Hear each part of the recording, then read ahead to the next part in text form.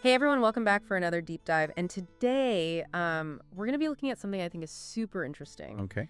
It's about how Gen Z and millennials approach this whole idea of vulnerability and worthiness. Uh-huh. We've got this article, The Beautiful Generation by Dorian Cole, Right. and it really seems like they're kind of rewriting the rules on all this stuff. It is interesting to see the differences, from older generations to this generation. Yeah. Older generations, it was always, keep your emotions in check. Be strong. Don't let people see you sweat, kind of a thing. Yeah. And with this generation, it's almost like the opposite is true. Yeah, and the article even mentions Brene Brown's TED Talk on the power of vulnerability. Yes. Like, she talks about how being vulnerable is actually where real connection comes from. Right. Like, the courage to be authentic, even when it feels kind of scary. Yeah. I'm curious, like, have you noticed this shift at all? Oh, absolutely. Like, in your own life? Especially with this generation being so willing to put everything out there online. Yeah. It's different. Do you think that's part of it? I Like, do. growing up sharing so much online, maybe it's made them more comfortable with being vulnerable? Yeah, and I think it's deeper than that too. Okay. The article suggests that they're really actively searching for ways to feel good about themselves, to feel worthy, in a world that often tells them the opposite. Okay, so let's dig into that a little bit because Yeah. feeling worthy, that's something I think a lot of people struggle with. It is. No matter what generation you're from, but it sounds like this generation is tackling it head on. They are, and he says, it's a universal desire, this wanting to feel worthy, Right. but it's really shaped by what we experience early on, Yeah. by the messages we hear from others. Just think about the impact of those early messages. Like Right. if you constantly hear, you're not good enough or you'll never amount to anything. Right. Those words can stick with you. And they do, and so often they come from people who are insecure themselves, Wow, that's so true. projecting their own stuff. So how do we combat that then? Because Yeah. this article talks about them actively trying to build their self-esteem. Well, he talks about positive affirmations. Okay. And it might sound overly simple, Yeah.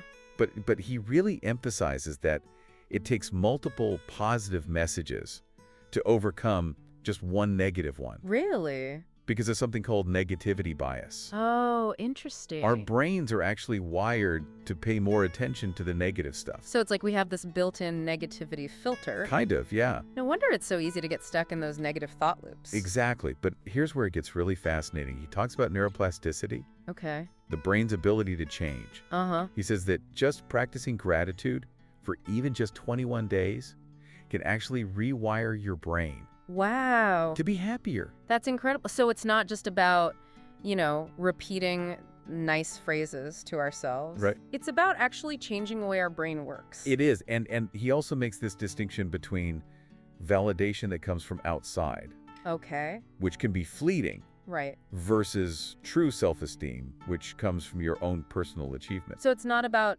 seeking approval from other people. It's about feeling good about what you accomplish yourself. Exactly. And he really emphasizes it doesn't have to be these huge, massive achievements, Oh, good. just finishing a project Okay. or mastering a new skill. Right. Even those small wins can really build self-esteem. I like that. And the key is that it's meaningful to you. Right. It's not about meeting someone else's expectations. Yeah, that takes the pressure off. It does. And it kind of goes back to that whole thing about authenticity, Yeah. like figuring out what matters to you and pursuing that. Yes. The article also talks about how they deal with this world that's saturated with images of perfection, It does. especially with social media, Right. It's like this constant stream of perfect bodies and perfect lives. Exactly. And he specifically mentions how pornography can distort our expectations about intimacy. It's true. It's not just about comparing ourselves to these unrealistic body images. No. It's about comparing our real relationships to these fantasies Yes. that are basically impossible to replicate in real life. Right. That's got to be tough to deal with. He really suggests that having a strong sense of self-worth is crucial Yeah. to resist those comparisons and to appreciate the genuine connections that we do have. So it's not just about feeling good about ourselves. Right. It's about protecting ourselves from those harmful influences. Right.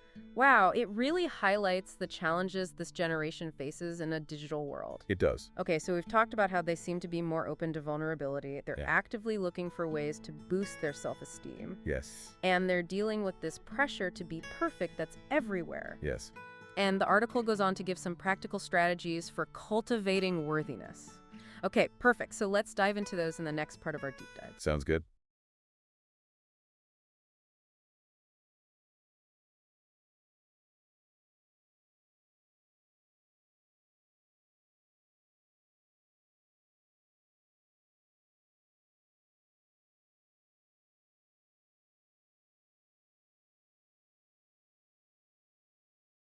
You two were referred to me by the Office of Student Conduct.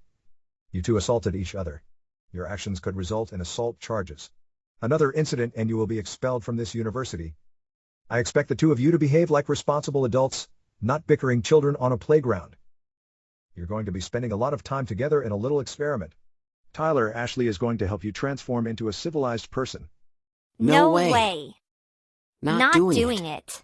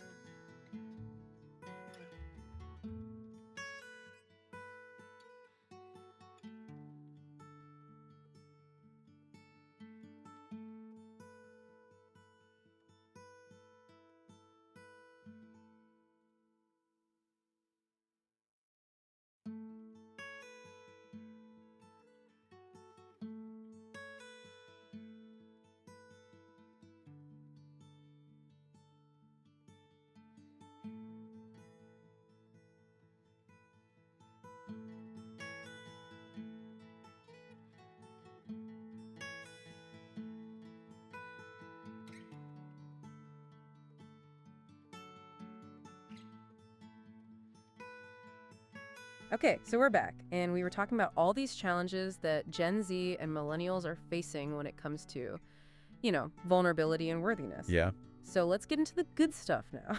Okay. Like, what can we actually do to build up that sense of worthiness? Well, one of the first things that Dorian Cole talks about is challenging that negative self-talk, Oh, yeah. that inner critic we all have. Oh, I know that voice well. The one that tells you you're not good enough or not smart enough or not thin enough, Uh-huh. whatever enough. Yeah, mine's got a whole playlist on repeat of all that stuff. Exactly. But he says we can actually challenge those thoughts. Okay. When you hear that voice popping up, ask yourself, is this really true? Okay. Because a lot of times those negative thoughts are distorted or they're based on these old beliefs Yeah. that don't even serve us anymore. So it's like fact-checking our own thoughts Exactly. instead of just blindly accepting them. Right. And then he suggests replacing those negative thoughts with positive affirmations. Okay. It's not about denying reality. Right. It's about shifting your focus to your strengths. Okay, I like that. He even gives this exercise where you make a list of your positive qualities, Okay. your talents, your accomplishments. It's like creating your own personal highlight reel Exactly. of all the good stuff. Right. It's so easy to get caught up in what we're not good at, Totally. but remembering what we are good at, Yeah. that could be really powerful. So what else does he recommend? Well, another key strategy he talks about is setting realistic goals Okay. and then taking action. Okay. He suggests breaking those big goals down Okay. into smaller, more manageable steps. Right. So you get those little wins along the way, Exactly. which then boost your confidence. Exactly. And it's like that saying, a journey of 1,000 aisles begins with a single step. Oh, yeah. I love that. You need those small steps to gain momentum. Totally. Yeah. Build your confidence. Mm-hmm. He also talks about the importance of your relationships, Okay. building supportive relationships. Okay. Surround yourself with people who believe in you, Yeah. who encourage you, Uh-huh. who celebrate your success. It's so true. I mean, we often underestimate the impact of our social circle We do. on how we see ourselves. He calls it a worthiness ecosystem. I love that term. He says the people we interact with, even in small ways, Yeah. contribute to how worthy we feel. It's like we're all connected in this web of worthiness or something. Right. And he has this interesting observation. He says, when you compliment someone, Okay. pay attention to how they react. Okay. People who easily compliment you back, Uh-huh. they tend to be more secure in their own worth. Oh, interesting. Whereas people who struggle to accept a compliment Okay. or who deflect it, Yeah. they might have what he calls a worthiness deficit. So it's like this little test Kind to of. see how someone's doing inside. Yeah, if they can't receive a compliment Right. or offer one back. Maybe they're not feeling so great about themselves. Exactly. It's about Yeah. being mindful of those little cues in our interactions. Yeah. And being aware of the energy we exchange with others. Right. We don't have to surround ourselves with people who are constantly tearing us down. Yeah. Even if they don't mean to. Right.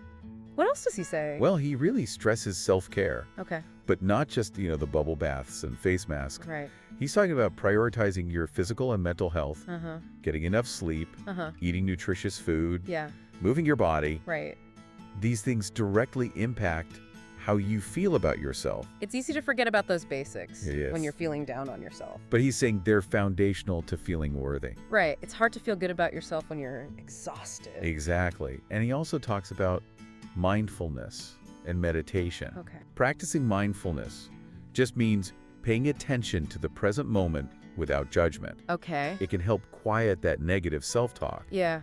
and create space for self-acceptance. So it's about being kind to ourselves. Yes. Both in our thoughts and how we treat our bodies. Exactly. And recognizing that, feeling worthy, Yeah.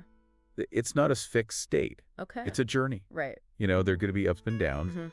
But the key is to keep practicing these strategies. Keep learning. Keep growing. Exactly. It's not about reaching some perfect level of self-esteem. Right. It's about the process of taking care of yourself Yeah. and building a life that supports your worthiness. I think that's something everyone can relate to, I do too. regardless of their generation. Absolutely. And remember, you're not alone on this journey. Yeah. We all struggle with feeling worthy at times. Right. The important thing is to be kind to yourself, Yeah. to keep moving forward, Uh-huh. and surround yourself with people who lift you up. Okay, so as we wrap up this part, Yeah. what do you think is like the most important takeaway? For me, it's the idea that, feeling worthy isn't something you just achieve. Okay. It's something you cultivate. Okay. It's a combination of inner work, Yeah. taking care of yourself, Uh-huh. and creating a supportive environment. Yeah. It's about taking ownership of your self-worth. I love that. It's so empowering to realize we have more control over how we feel Yes. than we often think we do. Right. It's not about waiting for someone else to tell us we're worthy. Right. It's about choosing to believe in ourselves. Exactly. It's about recognizing your inherent worth, Uh-huh. celebrating your strengths, Yeah. and building a life that reflects the amazing person you are. Okay, so before we move on, Yeah. I want to leave everyone with something to think about. Okay? If you could design your ideal worthiness ecosystem, Okay. what would that look like? Cool. What kind of people, interactions, and experiences would make you feel truly worthy? Ooh, that's a good question. Yeah, it's something to ponder as we finish up this deep dive. It really makes you think, doesn't it? Yeah. About who and what really makes us feel good about ourselves. Uh-huh. So we've been diving deep into this article by Dorian Cole, The Beautiful Generation. Yes. Looking at how Gen Z and millennials are approaching this whole idea of vulnerability and self-esteem. It's been a fascinating conversation for sure. Yeah. It seems like they're really grappling with these issues in a way that's different from previous generations. Yeah, it's like they're leading the way and redefining what it means to be strong and worthy Yeah. in a world that's constantly telling us we're not enough.